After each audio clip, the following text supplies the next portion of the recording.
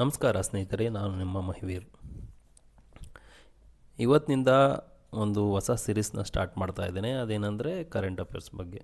ಪ್ರತಿದಿನ 10 ಕರೆಂಟ್ ಅಫೇರ್ಸ್ನ ಹೇಳ್ಕೊಂಡು ಹೋಗ್ತೇನೆ. ಅದ್ರ ಬ್ಯಾಕ್ಗ್ರೌಂಡ್ ಆ್ಯಂಡ್ ಯಾವ ಕ್ವಶನ್ಸ್ ಬರ್ತವೆ, ಯಾವ ರೀತಿ ಕ್ವಶನ್ಸ್ ಬರ್ತವೆ ಅಂತಲೂ ಸ್ವಲ್ಪ ಹೇಳ್ತೇನೆ. ಹಾಗಾದರೆ 2ನೇ ತಾರೀಕು ಆಗಸ್ಟ್ ತಿಂಗಳದು 2ನೇ ತಾರೀಕು ದಿನಾಂಕದ್ದು ಈ ದಿನ ಕರೆಂಟ್ ಅಫೇರ್ಸ್ ನೋಡೋಣ. ಅದರಲ್ಲಿ ಫಸ್ಟ್ನೇದೇನಂದ್ರೆ ಅಲ್ಲೂರಿ ಸೀತಾರಾಮರಾಜು ಅಂತಾರಾಷ್ಟ್ರೀಯ ವಿಮಾನ ನಿಲ್ದಾಣ. ಇದು ಎಲ್ಲಿದೆ ಅಂತಂದರೆ ಭೋಗಂಪುರ ಎಲ್ಲಿದೆ ಅಂದರೆ ಆಂಧ್ರ ಪ್ರದೇಶದಲ್ಲಿದೆ. ಈ ವಿಮಾನ ನಿಲ್ದಾಣವು ಉತ್ತರ ಆಂಧ್ರ ಅಭಿವೃದ್ಧಿಗಾಗಿ ಮಾಡಿದ್ದಾರೆ. ಮೂಲಸೌಕರ್ಯ ಮತ್ತು ಪ್ರವಾಸೋದ್ಯಮ, ಕೈಗಾರಿಕಾ ಮತ್ತು ಅಂತಾರಾಷ್ಟ್ರೀಯ ಸಂಪರ್ಕನ ಹೆಚ್ಚಿಸೋದಕ್ಕೋಸ್ಕರ ಇದನ್ನು ಮಾಡಿದ್ದಾರೆ. ಅಲ್ಲೂರಿ ಸೀತಾರಾಮರಾಜು ಯಾರು ಅಂತಂದರೆ ಇವರು ಬ್ರಿಟಿಷರ ವಿರುದ್ಧ ಹೋರಾಡಿದ ಸ್ವಾತಂತ್ರ್ಯ ಹೋರಾಟಗಾರರು ಆಗಿದ್ದಾರೆ. ಇನ್ನು ಇದಕ್ಕೆ ಅಡಿಷ್ನಲಾಗಿ ಏನು ಸೇರಿಸ್ಬೋದು ಅಂದರೆ ಅಂತಾರಾಷ್ಟ್ರೀಯ ವಿಮಾನ ನಿಲ್ದಾಣಗಳ ಬಗ್ಗೆ ಹೇಳ್ತಾ ಹೋಗ್ತಾನೆ. First Indira Gandhi international airport ಇದೆಲ್ಲಿದೆ? ನವದೆಹಲಿಯಲ್ಲಿದೆ. ಅತಿ ಬ್ಯುಸಿಯೆಸ್ಟ್ ಏರ್ಪೋರ್ಟ್ ಅಂದರೆ ಇದೆ ಭಾರತದಲ್ಲಿ. ಇನ್ನು Chhatrapati Shivaji Maharaj airport international airport ಇದೆ, ಮುಂಬೈಯಲ್ಲಿದೆ. ಭಾರತದ ಪ್ರಮುಖ ಅಂತಾರಾಷ್ಟ್ರೀಯ ಪ್ರವೇಶ ದ್ವಾರ ಅಂತಲೇ ಕರೀತಾರೆ. ಆ್ಯಂಡ್ ಕೆಂಪೇಗೌಡ ಇಂಟರ್ನ್ಯಾಷನಲ್ ಏರ್ಪೋರ್ಟ್ ಗೊತ್ತಿದೆ, ನಮ್ಮಲ್ಲಿದೆ. ಭಾರತದ ಮೊದಲ ಸಂಪೂರ್ಣ ಸೌರಶಕ್ತಿ ಚಾಲಿತ ಟರ್ಮಿನಲ್ ಅಂದರೆ ಟರ್ಮಿನಲ್ 2 ಇದೆಯಲ್ಲ, ಅದು ಸಂಪೂರ್ಣ ಸೌರಶಕ್ತಿ ಚಾಲಿತ. ಇನ್ನು ರಾಜೀವ್ ಗಾಂಧಿ ಇಂಟರ್ನ್ಯಾಷನಲ್ ಏರ್ಪೋರ್ಟು ಹೈದರಾಬಾದಲ್ಲಿದೆ. ಇದು IT ಮತ್ತು ಕಾರ್ಗೋ ಸೇವೆಗಳಿಗಾಗಿ ಪ್ರಸಿದ್ಧವಾಗಿದೆ. ಹೈದರಾಬಾದಲ್ಲಿದೆ, ತೆಲಂಗಾಣದಲ್ಲಿದೆ, ಆಂಧ್ರ ಅನ್ಕೋಬೇಡಿ. ನೇತಾಜಿ ಸುಭಾಷ್ ಚಂದ್ರ ಬೋಸ್ ಇಂಟರ್ನ್ಯಾಷನಲ್ ಏರ್ಪೋರ್ಟ್ ಬಂದು ಇದು ಕೋಲ್ಕತ್ತಾದಲ್ಲಿದೆ, ಪಶ್ಚಿಮ ಬಂಗಾಳದಲ್ಲಿದೆ. ಪೂರ್ವ ಭಾರತದ ಅಂದರೆ ಈಸ್ಟರ್ನ್ ಪಾರ್ಟ್ ಆಫ್ ಇಂಡಿಯಾದಲ್ಲಿ ಇದೊಂದು ಪ್ರಮುಖ ಏರ್ಪೋರ್ಟ್ ಆಗಿದೆ. ಇನ್ನು ಚೆನ್ನೈ ಇಂಟರ್ನ್ಯಾಷನಲ್ ಚೆನ್ನೈಯಲ್ಲಿದೆ, ತಮಿಳುನಾಡಲ್ಲಿದೆ, ದಕ್ಷಿಣ ಭಾರತದ ಪ್ರಮುಖ ವಿಮಾನ ನಿಲ್ದಾಣ. ಇನ್ನು ಕೊಚ್ಚಿಲಿದೆ. ಕೊಚ್ಚಿನ್ ಇಂಟರ್ನ್ಯಾಷನಲ್ ಏರ್ಪೋರ್ಟು ವಿಶ್ವದ ಮೊದಲ ಸಂಪೂರ್ಣ ಸೌರಶಕ್ತಿ ಚಾಲಿತ ವಿಮಾನ ನಿಲ್ದಾಣ ಅಂದರೆ green airport. Sardar Vallabhbhai Patel international airport ಎಲ್ಲಿದೆ ಅಂದರೆ ಅಹಮದಾಬಾದಲ್ಲಿದೆ, ಗುಜರಾತ್. ಇನ್ನು ಇದು ಪಶ್ಚಿಮ ಭಾರತದಲ್ಲಿರ್ತಕ್ಕಂಥ ಒಂದು ಪ್ರಮುಖ ಏರ್ಪೋರ್ಟ್ ಆಗಿದೆ. 2026ರಲ್ಲಿ ಉದ್ಘಾಟನೆಗೊಂಡ ಇದೆ ಅಂತಾರಾಷ್ಟ್ರೀಯ ವಿಮಾನ ನಿಲ್ದಾಣ ಯಾವುದು ಅಂದರೆ Alluri Sitaramaraju international airport, Bhogapuram. Okay. ಇನ್ನು ಗೋವಾ ಮನೋಹರ್ ಇಂಟರ್ನ್ಯಾಷನಲ್ ಏರ್ಪೋರ್ಟ್. ಮನೋಹರ್ ಅಂದರೆ ಯಾರಂದರೆ ಮನೋಹರ್ ಪರಿಕ್ಕರ್ ಅವರು, ಅವ್ರ ನೆನಪಿಗಾಗಿ ಇಟ್ಟಿದ್ದಾರೆ. ಇದು ಗೋವಾದಲ್ಲಿದೆ. ಆ್ಯಂಡ್ ನೆಕ್ಸ್ಟು ವಿಶ್ವದ ಪ್ರಮುಖ. ಓಕೆ. ಇನ್ನು ಇಂಟರ್ನ್ಯಾಷನಲ್ ಏರ್ಪೋರ್ಟ್ ಬಗ್ಗೆ ಒಂದು ಸ್ವಲ್ಪ ತಿಳ್ಕೊಳ್ಳೋಣ. ಒಂದು DXB ಅಂದರೆ ದುಬೈ ಇಂಟರ್ನ್ಯಾಷನಲ್ ಏರ್ಪೋರ್ಟ್. ಇದೆಲ್ಲಿದೆ? ದುಬೈ ಇರೋದೆಲ್ಲಿ? UAEದಲ್ಲಿ. ಓಕೆ. ನೆಕ್ಸ್ಟು ಆರ್ಟ್ಸ್ಫೀಲ್ಡ್ ಎಲ್ಲಿದೆ? Jackson Atlanta international airport ATL, Atlanta, ಅಮೇರಿಕಾದಲ್ಲಿದೆ. ಪ್ರಯಾಣಿಕರ ಸಂಖ್ಯೆ ವಿಶ್ವದ ಅತ್ಯಂತ busiest. And Singapore Changi airport. Changi ಅಂತ ಕೇಳಿಬಿಡ್ತಾರೆ ಸಮ್ಟೈಮ್ಸ್, ಸಿಂಗಪೂರ್ ಅಂತ ಕೇಳಲ್ಲ. ಚಾಂಗಿ ಏರ್ಪೋರ್ಟ್ ಎಲ್ಲಿದೆ ಅಂತ ಕೇಳಿದಾಗ ಸಿಂಗಾಪುರ್ ಅಂತ ಹೇಳಬೇಕು. ವಿಶ್ವದ ಅತ್ಯುತ್ತಮ ವಿಮಾನ ನಿಲ್ದಾಣಗಳಲ್ಲಿ ಇದೊಂದಾಗಿದೆ. ಹಲವು ಬಾರಿ ಇದು ಆಯ್ಕೆನೂ ಆಗಿದೆ ಅತ್ಯುತ್ತಮ ವಿಮಾನ ನಿಲ್ದಾಣ ಅಂತ. ಆಮೇಲೆ ಏತ್ರೋ ಏರ್ಪೋರ್ಟ್ ಇಲ್ಲಿದೆ, ಲಂಡನಲ್ಲಿದೆ, ಯುನೈಟೆಡ್ ಕಿಂಗ್ಡಮ್. ಇಸ್ತಾಂಬುಲ್ ಟರ್ಕಿಲಿದೆ. ಇಸ್ತಾಂಬುಲ್ ಏರ್ಪೋರ್ಟ್ ಟರ್ಕಿ ಇದೆ. Istanbul is capital city of Turkey. Okay. Next Hamad HAMAD Hamad international airport ಎಲ್ಲಿದೆ ಅಂದರೆ ದೋಹಾದಲ್ಲಿದೆ. Doha is a capital city of Qatar. Okay. Next Charles de Gaulle airport. ಇದೆಲ್ಲಿದೆ ಅಂದರೆ ಪ್ಯಾರಿಸಲ್ಲಿದೆ, France. ನೋಡಿ, ಇಲ್ಲಿ ಡೇ ಗುಲೆ ಈ ಥರ ಡೇ ಅಂತ ಬಂದಾಗ ನೀವು ಕನ್ಫರ್ಮ್ ಆಗಬೇಕು ಇದು ಪಕ್ಕ ಪ್ಯಾರಿಸ್ ಅಂತ. ಓಕೆ. ಸುಮಾರು ವರ್ಡ್ಸು ಡೇಯಿಂದ ಸ್ಟಾರ್ಟ್ ಆಗ್ತವಲ್ಲ, ಅದೆಲ್ಲ Paris. Okay. Paris sometimes European ಪಾರ್ಟಲ್ಲಿ ಬರುತ್ತೆ. ನೀವು ಏನಂದರೆ ಎಲಿಮಿನೇಟ್ ಮಾಡೋದಕ್ಕೆ ಇದು ತುಂಬ ಯೂಸ್ಫುಲ್ ಆಗುತ್ತೆ. ಸಮ್ಟೈಮ್ಸ್ ಅವನ್ನೆಲ್ಲ ನೋಡ್ಕೋಬೇಕಾಗುತ್ತೆ. ನೆಕ್ಸ್ಟು ಫ್ರಾಂಕ್ಫರ್ಟ್ ಏರ್ಪೋರ್ಟ್ ಬಂದು ಜರ್ಮನಿಲಿದೆ. Tokyo Haneda airport HANEDA Haneda airport HND airport ಅಂತಾರೆ. ಇದು ಟೋಕಿಯೋದಲ್ಲಿದೆ. Next Beijing capital international airport PEK ಅಂತ ಕೇಳ್ತಾರೆ, ಬೀಜಿಂಗ್. ನೆಕ್ಸ್ಟು ಇದಿಷ್ಟು ನೋಡಿದ್ವಿ. ನೆಕ್ಸ್ಟ್ ಸೆಕೆಂಡ್ ಒನ್ ಬಂದು P M Kisan Yojana. P M Kisan ಯೋಜನೆ ಇದು 2019ರಲ್ಲಿ ಆರಂಭ ಆಗುತ್ತೆ. ಏನಕ್ಕೆ ಆರಂಭ ಆಗುತ್ತೆ ಅಂದರೆ ರೈತರಿಗೆ ವರ್ಷಕ್ಕೆ 6,000ನ್ನು 3 ಕಂತುಗಳಲ್ಲಿ ನೀಡಲಾಗ್ತದೆ. ರೈತರ ಆದಾಯವನ್ನು ಹೆಚ್ಚಿಸುವುದು ಮತ್ತು ಕೃಷಿ ವೆಚ್ಚವನ್ನು ತಗ್ಗಿಸುವುದು ಇದರ ಗುರಿಯಾಗಿದೆ. ಪ್ರಧಾನಮಂತ್ರಿ ಸೂರ್ಯ ಸರೋವರ ಯೋಜನೆ. ಇನ್ನು ಅದರದ್ದು ನೆಕ್ಸ್ಟ್ ಇನ್ನೊಂದು ಏನು ಹೇಳಬೇಕು ಅಂದರೆ ಪಿ ಎಮ್ ಕಿಸಾನ್ ಬಗ್ಗೆನೇ ಹೇಳ್ತೇನೆ. ಅದು ಯಾವಾಗ ಆಗುತ್ತೆ ಅಂದರೆ 24th February 2019. 24th February 2019 ಈ ಡೇಟ್ನ ನೀವು ನೆನಪಲ್ಲಿ ಇಟ್ಕೋಬೇಕು. ಓಕೆ, ಇದು ಯಾವ ಬಜೆಟಲ್ಲಿ ಇದಾಗಿದೆ ಅಂದರೆ 2019 ಕೇಂದ್ರ ಬಜೆಟಲ್ಲಿ ಫೆಬ್ರವರಿಲಿ ಆಗುತ್ತೆ. ಜಾರಿಗೆ ತಂದು ಭಾರತ ಸರ್ಕಾರದ ಕೃಷಿ ಮತ್ತು ರೈತರ ಕಲ್ಯಾಣ ಇಲಾಖೆ. ಈ ಇಲಾಖೆಗಳು ಭಾರಿ ಇಂಪಾರ್ಟೆಂಟು. ಯಾವುದರ ಅಂಡರಲ್ಲಿ ಬರುತ್ತೆ ಅಂತ ಕೇಳಿಬಿಡ್ತಾರೆ ಸಮ್ಟೈಮ್ಸ್. ಉದ್ದೇಶ ಸಣ್ಣ ಮತ್ತು ಅಂಚಿನ ರೈತರಿಗೆ ಆರ್ಥಿಕ ನೆರವು ನೀಡುವುದು, ಕೃಷಿ ವೆಚ್ಚವನ್ನು ಭರಿಸಲು ಮತ್ತು ರೈತರ ಆದಾಯವನ್ನು ಹೆಚ್ಚಿಸಲು ಸಹಾಯ ಮಾಡುವುದು. ಅದೇ ಆರ್ಥಿಕ ನೆರವು 6,000 ಕೊಡ್ತಾರೆ, 3 ಕಂತಲ್ಲಿ ಕೊಡ್ತಾರೆ. ಡಿ ಬಿ ಟಿ ಮುಖಾಂತರ ಕೊಡ್ತಾರೆ. ಡಿ ಬಿ ಟಿ ಅಂದರೆ direct benefit transfer. Okay, next ಇದ್ರ ಬಗ್ಗೆ ಇನ್ನೇನು ಹೇಳ್ಬೋದು? ಅಷ್ಟೇ, ಇದ್ರ ಬಗ್ಗೆ ಇಷ್ಟು ತಿಳ್ಕೊಂಡ್ರೆ ಸಾಕು. ನೆಕ್ಸ್ಟ್ ಇನ್ನೇನು ಬೇಕಿಲ್ಲ. ಇನ್ನೊಂದು ಯೋಜನೆ ಯಾವುದು ಅಂತ ಅಂದರೆ ಪ್ರಧಾನಮಂತ್ರಿ ಸೂರ್ಯ ಸರೋವರ್ ಯೋಜನೆ. ಪ್ರಧಾನಮಂತ್ರಿ ಸೂರ್ಯ ಸರೋವರ್ ಯೋಜನೆ ಇದು ಏನಂದರೆ ಸೌರ ವಿದ್ಯುತ್ನ ಉತ್ಪಾದನೆ ಮಾಡ್ತಕ್ಕಂಥದ್ದು ಇದರಲ್ಲಿ ಬರುತ್ತೆ. ಅಣೆಕಟ್ಟು, ಕೆರೆ ಮತ್ತು ಜಲಾಶಯಗಳ ಮೇಲ್ಭಾಗದಲ್ಲಿ ತೇಲುವ ಸೌರ ಫಲಕಗಳನ್ನು ಅಳವಡಿಸಲಾಗ್ತದೆ. ಇದರಿಂದ ಭೂಮಿಯ ಅವಶ್ಯಕತೆ ಕಡಿಮೆ ಆಗ್ತದೆ ಮತ್ತು ಶುದ್ಧ ಇಂಧನ ಉತ್ಪಾದನೆ ಹೆಚ್ಚುತ್ತದೆ ಅಂತ ಇದನ್ನು ಮಾಡಿದ್ದಾರೆ. ನೆಕ್ಸ್ಟು ಬಂದು ಇನ್ನೊಂದು ಕರೆಂಟ್ ಅಫೇರ್ಸ್ ಯಾವುದು ಅಂತ ಅಂದರೆ ಸಮುದ್ರ ಮಂಥನ್ ಇತ್ತೀಚೆಗೆ ಶುರುವಾಗಿದ್ದು ಕೇಂದ್ರ ಸರ್ಕಾರದಿಂದ ಅಪ್ರೂವ್ ಮಾಡಿದ್ದಾರೆ. 84,000 crores ಏನೋ ಅದಕ್ಕೆ ಇನ್ವೆಸ್ಟ್ ಮಾಡಬೇಕು ಅಂತ ಅಂದ್ಕೊಂಡಿದ್ದಾರೆ. ಭಾರತ ತೈಲ ಮತ್ತು ಅನಿಲ ಆಮದು ಮೇಲೆ ಹೆಚ್ಚು ಅವಲಂಬಿತವಾಗಿದೆ. ಆದ್ದರಿಂದ ಏನು ಮಾಡುತ್ತೆ, ಸಮುದ್ರದಲ್ಲಿನ ತೈಲ ಮತ್ತು ಅನಿಲ ಸಂಪನ್ಮೂಲಗಳ ಅನ್ವೇಷಣೆ ಹಾಗೂ ಉತ್ಪಾದನೆಯನ್ನು ಹೆಚ್ಚಿಸುವುದು. ಅಂದರೆ ನಮ್ಮಲ್ಲೂ ಅನಿಲ ಉತ್ಪಾದನೆನ ಮಾಡ್ಬೋದು ಅನ್ನೋದು ಒಂದು ಪ್ರೆಡಿಕ್ಷನ್ ಮಾಡಿ ಈಗ ಇದನ್ನ ಸಮುದ್ರ ಮಂಥನ್ ಯೋಜನೆನ ಮಾಡಿದ್ದಾರೆ. ಸಮುದ್ರ ಮಂಥನ್ ಅಂದರೆ ಹಿಂದೆ ಪುರಾಣದ ಪ್ರಕಾರ ಸಮುದ್ರನ ಸರ್ಪದಿಂದ ಮಂಥನ ಮಾಡಿದಾಗ ಬರ್ತಕ್ಕಂಥದ್ದು ಏನದು ಅಮೃತ. ಅದೇ ರೀತಿ ಇದಕ್ಕೆ ಹೆಸರಿಟ್ಟಿದ್ದಾರೆ. ಸಮುದ್ರ ಮಂಥನ್ ಯೋಜನೆ ಭಾರತ ಸರ್ಕಾರವು ದೇಶೀಯ ತೈಲ ಮತ್ತು ನೈಸರ್ಗಿಕ ಅನಿಲ ಉತ್ಪಾದನೆಯನ್ನು ಹೆಚ್ಚಿಸಲು ಅನುಮೋದಿಸಿರುವ ಯೋಜನೆ. ಅಂದರೆ ಆಫ್ಶೋರ್ ತೈಲ ಮತ್ತು ಕ್ರೂಡ್ ಮತ್ತು ಗ್ಯಾಸ್ನ ಎಕ್ಸ್ಪ್ಲೋರ್ ಮಾಡೋದಕ್ಕೋಸ್ಕರ ಇದನ್ನು ತಂದಿದ್ದಾರೆ. ಯಾಕೆ ಅಂತಂದರೆ ನಾವು ಆಮದ ಮೇಲೆ ಜಾಸ್ತಿ ಎನರ್ಜಿನ ಇಂಪೋರ್ಟ್ ಮಾಡ್ಕೊತಿರೋದ್ರಿಂದ ನಮ್ಮದು ಡಾಲರ್ಲೇ ಪೇ ಮಾಡಬೇಕಾಗಿರೋದ್ರಿಂದ ನಮ್ಮದು ರೂಪಾಯಿ ಮೌಲ್ಯ ಕಳ್ಕೊತಾ ಇದೆ. ಏನಂದರೆ ಫಾರೆಕ್ಸ್ ರಿಸರ್ವು ಕಡಿಮೆ ಆಗ್ತಾ ರೂಪಾಯಿ ಮೌಲ್ಯ ಕಳ್ಕೊಳ್ಳುತ್ತೆ. ಇದು ಗೊತ್ತಿರಬೇಕು ಯಾವಾಗ ಕಳ್ಕೊಳ್ಳುತ್ತೆ ರೂಪಾಯಿ ಮೌಲ್ಯ ಅಂತಂದರೆ ಡಾಲರ್ದು. ಅಂದರೆ ನಮ್ಮದು ಫಾರೆಕ್ಸ್ ಯಾವಾಗ ಕಡಿಮೆ ಆಗುತ್ತೆ, ಫಾರಿನ್ ಎಕ್ಸ್ಚೇಂಜ್ ರಿಸರ್ವ್ ಯಾವಾಗ ಕಡಿಮೆ ಆಗುತ್ತೆ ಆವಾಗ ನಮ್ಮದು ರೂಪಾಯಿ ಮೌಲ್ಯ ಕಳ್ಕೊತಾ ಹೋಗುತ್ತೆ. ಕಳ್ಕೊಳ್ಳೋದು ಅಂದ್ರೇನು, ನಾವು ಡಾಲರ್ಗೆದ್ರು ಹೆಚ್ಚಿನ ಅಮೌಂಟ್ನ ಕೊಟ್ಟು ನಾವು ತೈಲನಾಗಲಿ ಚಿನ್ನನಾಗಲಿ ಖರೀದಿ ಮಾಡಬೇಕಾಗತ್ತೆ. ಇದರಿಂದ ಏನಾಗುತ್ತೆ, ದೇಶೀಯ ತೈಲ ಮತ್ತು ಅನಿಲ ಉತ್ಪಾದನೆ ಹೆಚ್ಚುತ್ತದೆ, ಇಂಧನ ಆಮದು ವೆಚ್ಚದಲ್ಲಿ ಕಡಿತ ಆಗುತ್ತೆ, ಉದ್ಯೋಗ ಸೃಷ್ಟಿಯಾಗುತ್ತೆ, ಇಂಧನ ಕ್ಷೇತ್ರದಲ್ಲಿ ಸ್ವಾವಲಂಬನೆ ಉತ್ತೇಜನ ಆಗುತ್ತೆ. ನೆಕ್ಸ್ಟು ಕಾಮನ್ವೆಲ್ತ್ ಕ್ರೀಡಾಕೂಟ 2026 ಈಗ ಆಲ್ರೆಡಿ ನಡೀತಾ ಇದೆ. ಕಾಮನ್ವೆಲ್ತ್ ರಾಷ್ಟ್ರಗಳ ನಡುವೆ ನಡೆಯುವ ಬಹು ಕ್ರೀಡಾ ಸ್ಪರ್ಧೆಯಾಗಿದೆ. ಭಾರತದ ಜೂಡೋ ಆಟಗಾರರು ಈ ಬಾರಿ ಉತ್ತಮ ಪ್ರದರ್ಶನ ನೀಡಿದ್ದಾರೆ. ಅದರಲ್ಲಿ ಯಾರು ಅಂದರೆ ಆಸ್ಮಿತಾ ದೇ ಮಹಿಳೆಯರ ವಿಭಾಗದಲ್ಲಿ 48 kg ವಿಭಾಗದಲ್ಲಿ ಚಿನ್ನದ ಪದಕ ಗೆದ್ದಿದ್ದಾರೆ. ಕಾಮನ್ವೆಲ್ತ್ ಕ್ರೀಡಾಕೂಟದಲ್ಲಿ ಜೂಡೋದಲ್ಲಿ ಭಾರತದ ಮೊದಲ ಚಿನ್ನದ ಪದಕ ಗೆದ್ದವರಲ್ಲಿ ಇವರು ಒಬ್ಬರು. ನೆಕ್ಸ್ಟು ಹರ್ಷ್ ಸಿಂಗ್, ಇವರು ಜೂಡೋದಲ್ಲಿ ಮಾಡಿದ್ದಾರೆ. ಪುರುಷರ ವಿಭಾಗದಲ್ಲಿ ಇವರು ಕೂಡ ಚಿನ್ನದ ಪದಕ ಗೆದ್ದಿದ್ದಾರೆ. ನೆಕ್ಸ್ಟು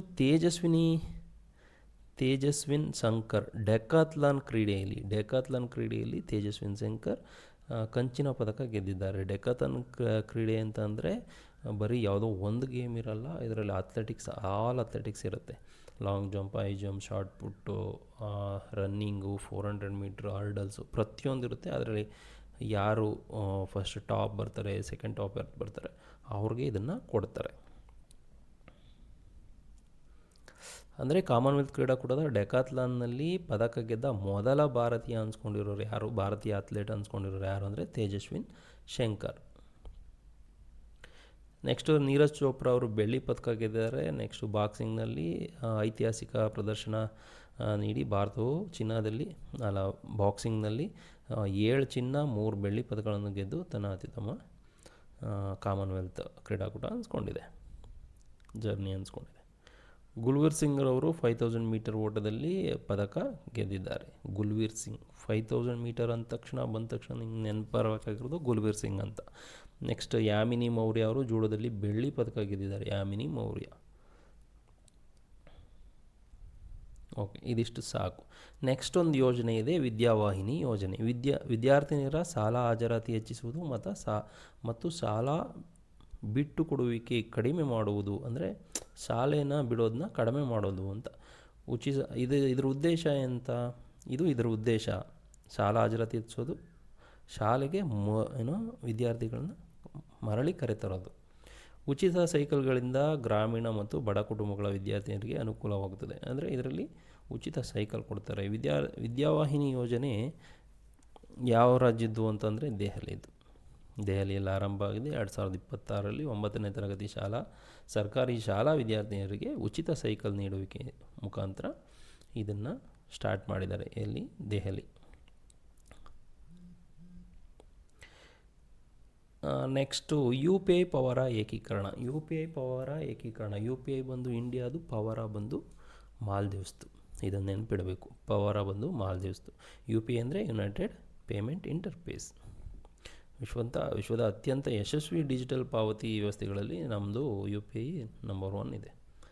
ಮಾಲ್ದೀವ್ಸ್ನ ಪವರ ವ್ಯವಸ್ಥೆಯೊಂದಿಗೆ ಸಂಪರ್ಕದಿಂದ ಮಾಲ್ದೀವ್ಸ್ನ ಪವರ ಜೊತೆ ಏಕೀಕರಣ ಮಾಡಿದ್ದಾರೆ. ಇದರಿಂದ ಏನಾಗುತ್ತೆ, ಪ್ರವಾಸಿಗರು ವ್ಯಾಪಾರಿಗಳಿಗೆ ಸುಲಭ ಪಾವತಿ ಮಾಡಲು ವ್ಯವಸ್ಥೆ ಲಭ್ಯವಾಗ್ತದೆ. ಇಲ್ಲ ಅಂದರೆ ಅವ್ರದ್ದು ಕರೆನ್ಸಿಗೆ ನಾವು ಕನ್ವರ್ಟ್ ಮಾಡ್ಕೋಬೇಕು ಎಕ್ಸ್ಚೇಂಜಲ್ಲಿ, ಅದು ತುಂಬ ತೊಂದರೆ ಆಗ್ತಿತ್ತು. ಈಗ ಏಕೀಕರಣ ಆಗಿರೋದ್ರಿಂದ ಈಸಿಯಾಗಿ ಅಲ್ಲೂ ಕೂಡ ಹೋಗಿ ಪೇ ಮಾಡ್ಬೋದು QR ಮುಖಾಂತರ, UPI ಮುಖಾಂತರ. ನೆಕ್ಸ್ಟು ಇನ್ನು UPI ಯುನೈಟೆಡ್ ಪೇಮೆಂಟ್ ಇಂಟರ್ಫೇಸ್ನ ಅಭಿವೃದ್ಧಿಪಡಿಸಿರೋ ಸಂಸ್ಥೆ ಯಾವುದು ಅಂದರೆ NPCI ಅಂದರೆ national payment corporation of India. Okay, ಇದು ರಿಯಲ್ ಟೈಮಲ್ಲಿ ಕೆಲಸ ಮಾಡುತ್ತೆ. ಬ್ಯಾಂಕ್ ಟು ಬ್ಯಾಂಕ್ ಹಣ ವರ್ಗಾವಣೆ ಮಾಡ್ಬೋದು. ಇದೆಲ್ಲ ಗೊತ್ತಿರೋ ವಿಚಾರ, ಪ್ರತಿಯೊಬ್ಬರಿಗೂ ಗೊತ್ತಿದೆ. ಅದು ಪವರ ಅಂದ್ರೇನು? ಪವರ ಅಂದರೆ ಮಾಲ್ಡೀವ್ಸ್ನ ತ್ವರಿತ ಡಿಜಿಟಲ್ ಪಾವತಿ ಇನ್ಸ್ಟೆಂಟ್ ಪೇಮೆಂಟ್ ಸಿಸ್ಟಮು, ಅದು ಮಾಲ್ಡೀವ್ಸ್ದು. ಇಲ್ಲಿ ಏನು ಕ್ವಶನ್ ಕೇಳ್ಬೋದು ಅಂದರೆ power UPI system, power payment system ಯಾವ ದೇಶದ್ದು ಅಂತ ಕೇಳ್ಬೋದು. ಆಗ ನೀವು ಏನು ಹೇಳಬೇಕು? ಮಾಲ್ದೀವ್ಸ್ ಅಂತ ಹೇಳಬೇಕು. ಈ ಥರದವೇ ನಮಗೆ ಒಂದೊಂದು ಸಾರಿ ಗೊತ್ತಿರೋದಿಲ್ಲ, ಈ ಥರದವ್ರನ್ನ ತಿಳ್ಕೋಬೇಕು. ಓರೋನ್ ಗ್ಲೋಬಲ್ ಯೂನಿಕಾರ್ನ್ ಇಂಡೆಕ್ಸ್.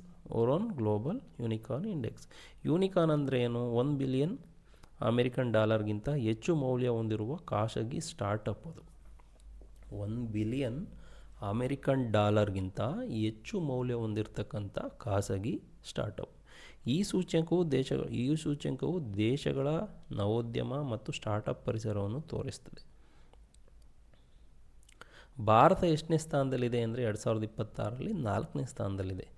ಓಕೆ, ಇದನ್ನು ಪ್ರಕಟಿಸುವ ಸಂಸ್ಥೆ ಅದು ಹುರುನ್ research institute, ಹುರುನ್ research institute. Okay, ಇನ್ನು ಕೆಲವು ಸಂಸ್ಥೆಗಳು ಕೆಲವು ರಿಪೋರ್ಟ್ಗಳನ್ನು ಪ್ರಕಟಿಸ್ತವೆ. ಅವು ಯಾವ್ಯಾವು ಅಂತ ನೋಡ್ಬಿಡೋಣ. ಈಗ ಆಲ್ರೆಡಿ ಹುರುನ್ ನೋಡಿದ್ದೇವೆ. ಗ್ಲೋಬಲ್ ಹಂಗರ್ ಇಂಡೆಕ್ಸ್ ಕನ್ಸರ್ನ್ ವರ್ಲ್ಡ್ ವೈಡ್ ಮತ್ತು ಆ್ಯಂಡ್ ವೆಲ್ತ್ ಹಂಗರ್ ಲೈಫ್, ಇದನ್ನು ಪ್ರಕಟಿಸೋದು.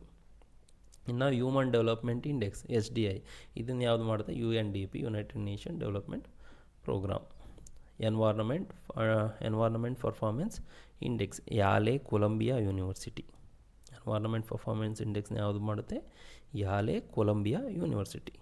Next global innovation index. World Intellectual Property Organization. Global gender gap ಇಂಡೆಕ್ಸ್ನ ಯಾರು ಮಾಡ್ತಾರೆ? ಡಬ್ಲ್ಯೂ ಇ ಎಫ್ ಅಂದರೆ World Economic Forum. Corruption perception ಇಂಡೆಕ್ಸ್ನ ಬಂದು ಟ್ರಾನ್ಸ್ಪರೆನ್ಸಿ ಇಂಟರ್ನ್ಯಾಷನಲ್ ಪ್ರಕಟ ಮಾಡುತ್ತೆ. ವರ್ಲ್ಡ್ ಹ್ಯಾಪಿನೆಸ್ ರಿಪೋರ್ಟ್ ಬಂದು U N S D S N.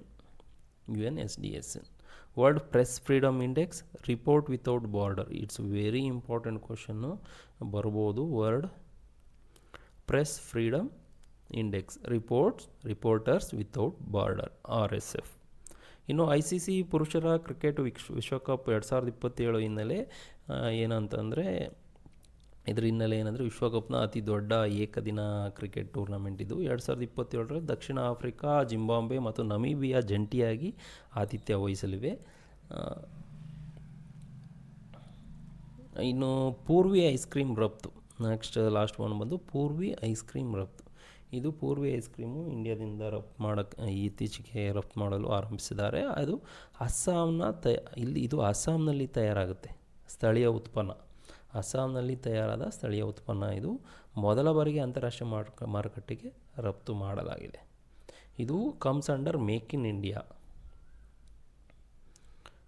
India ಮತ್ತು ಕೃಷಿ ಆಧಾರಿತ ರಫ್ತಿಗೆ ಉತ್ತೇಜನ ನೀಡಲು ಇದನ್ನು ಪೂರ್ವಿ ಐಸ್ ಕ್ರೀಮ್, ಇದನ್ನು ನೆನಪಿಡಿ, ಇದು ತುಂಬ ಇಂಪಾರ್ಟೆಂಟ್. Purvi ice cream.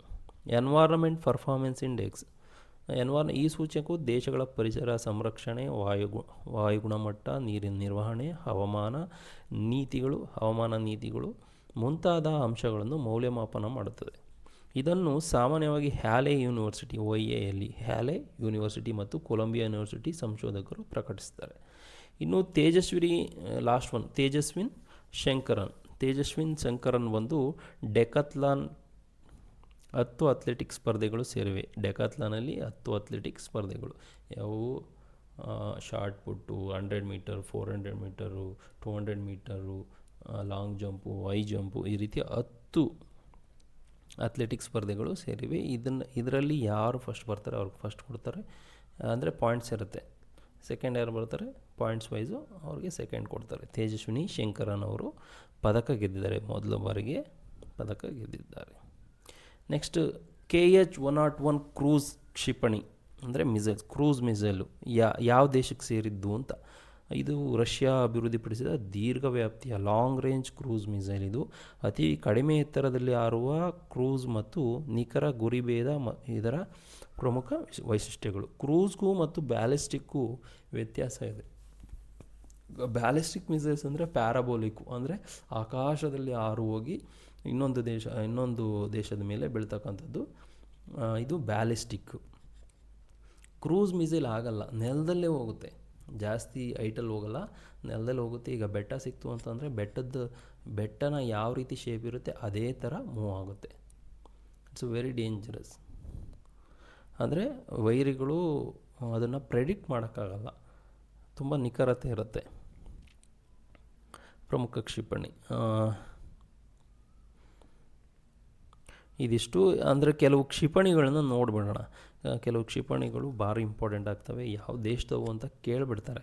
ಅದಕ್ಕೆ ಒಂದು ಅಗ್ನಿ ಬಂದು ನಮ್ಮ ಇಂಡಿಯಾದೇ. ಈ ನೇಮ್ಗಳು ಬಂದ ತಕ್ಷಣ ನಿಮಗೆ ಗೊತ್ತಾಗಬೇಕು ಇದು ಯಾವ ದೇಶದ್ದು ಅಂತ. ಅಗ್ನಿಶರಣಿ ಬಂದು ಬ್ಯಾಲಿಸ್ಟಿಕ್ ಮಿಸೈಲ್ಸು. ಅದು ಪೃಥ್ವಿ ಬಂದು ಭಾರತದ ಅಲ್ಪ ದೂರದ ಅಂದರೆ ಕಡಿಮೆ ದೂರದ ಬ್ಯಾಲಿಸ್ಟಿಕ್ ಕ್ಷಿಪಣಿ. ಬ್ರಹ್ಮೋಸ್ ಗೊತ್ತೇ ಇದೆ, ಭಾರತ ಮತ್ತು ರಷ್ಯಾ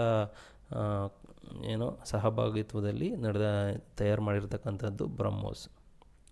ಇನ್ನು ಆಕಾಶ, ಭಾರತದ ಮೇಲ್ಮೈಯಿಂದ ಆಕಾಶಕ್ಕೆ ಸರ್ಫೇಸ್ ಟು ಏರ್ ಅಂದರೆ ಇದು ಡಿಫೆನ್ಸ್ ಸಿಸ್ಟಮ್. ಇದು ನಾಗ್, ಭಾರತದ ಟ್ಯಾಂಕ್ ವಿರೋಧಿ aunty tank guided missile. Okay. ಅಸ್ತ್ರ, ಭಾರತದ ಗಾಳಿಯಿಂದ ಗಾಳಿಗೆ ಏರ್ ಟು ಏರ್ ಮೀನ್ಸ್ ಇದನ್ನು ವಿಮಾನದಿಂದನೋ ಇಲ್ಲ ಏರ್ಕ್ರಾಫ್ಟಿಂದನೋ ಫೈರ್ ಮಾಡ್ತಾರೆ. ನೆಕ್ಸ್ಟು K4 ಬಂದು ಭಾರತದ ಜಲಾಂತರ್ಗಾಮಿ ನೌಕೆಯಿಂದ ಉಡಾಯಿಸುವ ಬ್ಯಾಲಿಸ್ಟಿಕ್ ಕ್ಷಿಪಣಿ. ಇದು ಇಂಪಾರ್ಟೆಂಟು. K4 ಯಾವುದರಿಂದ ಉಡಾಯಿಸ್ತಾರೆ? ಜಲಾಂತರ್ಗಾಮಿ ನೌಕೆಯಿಂದ. ಇನ್ನು ನೆಕ್ಸ್ಟು KH-101 ಇದು ರಷ್ಯಾ, ಈಗ ತಾನೇ ನೋಡಿದ್ವಿ. ಕ್ಯಾಲಿಬರ್, KALIBR ಕ್ಯಾಲಿಬರ್, ರಷ್ಯಾ ಸಮುದ್ರದಿಂದ ಉಡಾಯಿಸುವ ಕ್ರೂಸ್ ಕ್ಷಿಪಣಿ. ಇಸ್ಕಂದರ್ ಬಂದು ಇದು ಕೂಡ ರಷ್ಯಾದ ಅಲ್ಪ ದೂರದ ಬ್ಯಾಲಿಸ್ಟಿಕ್ ಮಿಸೈಲ್ಸ್. ಇನ್ನು ಟಾಮ್ ಹಾಕ್ ಬಂದು ಅಮೆರಿಕದ ದೀರ್ಘವ್ಯಾಪ್ತಿಯ ಕ್ರೂಸ್ ಕ್ಷಿಪಣಿ. ಪ್ಯಾಟ್ರಾಯ್ಡ್ ಅಮೆರಿಕ ವಾಯು ರಕ್ಷಣಾ ಕ್ಷಿಪಣಿ ವ್ಯವಸ್ಥೆ. ಇದಂತೂ ತುಂಬ ಪ್ರಚಲಿತ ಘಟನೆಯಲ್ಲಿ ಬರ್ತಾನೆ ಇದೆ. ಪ್ಯಾಟ್ರಾಯ್ಡ್ ಬಂದು ಇದು ಏರ್ ಡಿಫೆನ್ಸ್ ಸಿಸ್ಟಮು. ಇದನ್ನು ಉಕ್ರೇನ್ ಅವರು ಕೊಡಿ ಅಂತ ಅಮೇರಿಕಾಗೆ ತುಂಬ ಸಾರಿ ಹೇಳಿದ್ದಾರೆ. ಅವರು ಕೊಟ್ಟಿದ್ದಾರೆ, ಆದರೆ ಕ್ವಾಲಿಟಿದು ಕೊಟ್ಟಿದ್ದಾರೆ ಅನ್ನೋದು ಇಂಪಾರ್ಟೆಂಟ್. ಇನ್ನು ಥಾಡ್ ಸಿಸ್ಟಮ್, THAAD ಥಾಡ್ ಅಮೇರಿಕ ಬ್ಯಾಲಿಸ್ಟಿಕ್ ಕ್ಷಿಪಣಿ ತಡೆ ವ್ಯವಸ್ಥೆ. ಇದು ಅಷ್ಟೇ ಆಂಟಿ ಮಿಸೈಲ್ ಸಿಸ್ಟಮ್. ಇದು ಥಾಡ್ ವ್ಯವಸ್ಥೆ anti defence air defence system. ಯಾವುದೇ ಥರದ್ದು ಒಂದು ಕ್ಷಿಪಣಿ ಬರ್ತದೆ ಅಂದರೆ ಅದನ್ನು ಏರಲ್ಲೇ ತಡೆಯತಕ್ಕಂಥದ್ದು ಥಾಡ್. Minuteman 3 it's very important. America ಅಂತರ್ಖಂಡೀಯ ಬ್ಯಾಲಿಸ್ಟಿಕ್ ಕ್ಷಿಪಣಿ. ಇಂಟರ್ ಕಾಂಟಿನೆಂಟಲ್ ಬ್ಯಾಲಿಸ್ಟಿಕ್ ಮಿಸೈಲ್ ಬಂದು ಮಿನಿಟ್ ಮ್ಯಾನ್ 3. ಇನ್ನು ಚೈನಾದೊಂದು 3 ಇದಿದೆ, DF-21, DF-41, CJ-10. ಇವನ್ನ ನೆನಪಲ್ಲಿಟ್ಕೊಳ್ಳೋದು ಆರಾಮ್ಸೆ. DF-21 ಬಂದು ಚೀನಾ ಮಧ್ಯಮ ದೂರದ ಬ್ಯಾಲಿಸ್ಟಿಕ್ ಕ್ಷಿಪಣಿ, ಮೀಡಿಯಮ್ ರೇಂಜು. DF-41 ಬಂದು ಚೀನಾದ ಅಂತರ್ಖಂಡೀಯ ಬ್ಯಾಲಿಸ್ಟಿಕ್ ಅಂದರೆ ICBM ಇದು. CJ-10 ಬಂದು ಚೀನಾ ಕ್ರೂಸ್ ಕ್ಷಿಪಣಿ. ಇನ್ನು ನೆಕ್ಸ್ಟ್ ವೆರಿ ಇಂಪಾರ್ಟೆಂಟ್ ಅಂದರೆ ಇತ್ತೀಚಿನ ದಿನಗಳಲ್ಲಿ ಇರಾನ್ ಮತ್ತು ಇಸ್ರೇಲ್ ಯುದ್ಧ ಭಾರಿ ಪ್ರಾಮುಖ್ಯತೆ ಪಡೆದಿರೋದ್ರಿಂದ ಈ ಝೆರಿಕೋ ZERICHO ಇದು ಬಂದು ಇಸ್ರೇಲ್ನ ಬ್ಯಾಲಿಸ್ಟಿಕ್ ಕ್ಷಿಪಣಿ. ARROW ಇಸ್ರೇಲ್ನ ಕ್ಷಿಪಣಿ ತಡೆ ಮಿಸೈಲ್ ಡಿಫೆನ್ಸ್ ಸಿಸ್ಟಮು. ಇನ್ನು ಐರನ್ ಡೋಮ್ ಗೊತ್ತೇ ಇದೆ, ಎಲ್ಲರೂ ಬೈಲ್ ಬರುವಂಥದ್ದು. ಇದು ಇಸ್ರೇಲ್ನ ಅಲ್ಪ ದೂರದ ರಾಕೆಟ್ ಮತ್ತು ಕ್ಷಿಪಣಿ ತಡೆ ವ್ಯವಸ್ಥೆ. ಇನ್ನು ಸ್ಟಾರ್ಮ್ ಶ್ಯಾಡೋ ಆರ್ ಸ್ಕ್ಯಾಲ್ಪ್ ಇದು UK ಮತ್ತು ಫ್ರಾನ್ಸ್ ದೀರ್ಘವ್ಯಾಪ್ತಿಯ ವಾಯುದಾಳಿಯ ಕ್ರೂಸ್ ಕ್ಷಿಪಣಿ. Storm Shadow or SCALP. Meteor ಬಂದು ಯುರೋಪಿಯನ್ ಒಕ್ಕೂಟದ ಸಹಯೋಗದಿಂದ ದೀರ್ಘವ್ಯಾಪ್ತಿಯ ಏರ್ ಟು ಏರ್ ಕ್ಷಿಪಣಿದು ಯುರೋಪಿಯನ್ ಯೂನಿಯನ್ದು ಮೀಟಿಯೋರ್. ಇದಿಷ್ಟು ಕ್ಷಿಪಣಿಗಳು. ಇಲ್ಲಿಗೆ ಆಗಸ್ಟ್ 2ನ ಕರೆಂಟ್ ಅಫೇರ್ಸು ಮುಕ್ತಾಯಗೊಂಡಿದೆ. ಇನ್ನೂ ಮತ್ತಷ್ಟು ಕರೆಂಟ್ ಅಫೇರ್ಸ್ನ ತಂದು ನಿಮ್ಮ ಮುಂದೆ ಒಪ್ಪಿಸ್ತೇನೆ. ನೀವು ಮಾಡಬೇಕಾಗಿರೋದೇನೆಂದರೆ ನಮ್ಮ ಚಾನಲ್ನ ನಿಮಗೆ ಇಷ್ಟ ಆದರೆ, ಇನ್ಫಾರ್ಮೇಷನ್ ಇಷ್ಟ ಆದರೆ ಚಾನಲ್ನ ಸಬ್ಸ್ಕ್ರೈಬ್ ಮಾಡಿ. Thank you.